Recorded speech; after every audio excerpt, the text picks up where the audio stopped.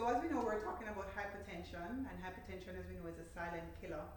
And you know, you have learned about foods that can help you to prevent high blood pressure and foods to avoid.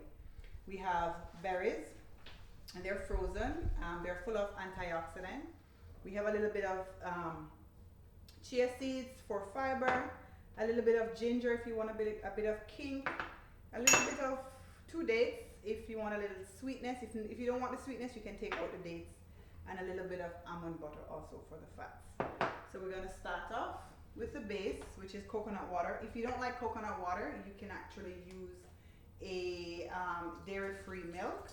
If you like almond, you can use almond milk. If you like soy, you can use soy, but as we know, soy is not all that good. Then you put in our frozen berries. And if you want your smoothie to be thick, your fruits should be frozen, so it gives you that thick texture. And then we have our chia. And put in our coconut. And you guys have the recipe for this. That is why I'm not telling you what the correct measurement is, because it's in your handout. So,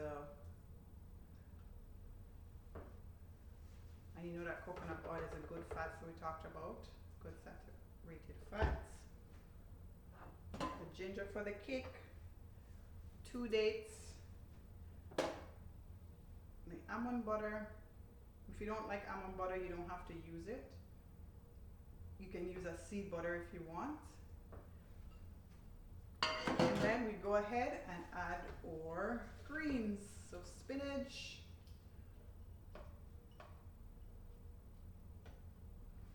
and then our kale.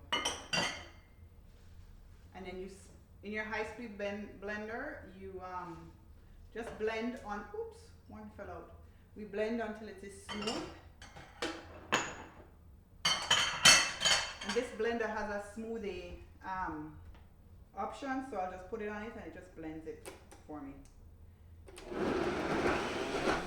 And there you have it, a berry kale smoothie. There you go.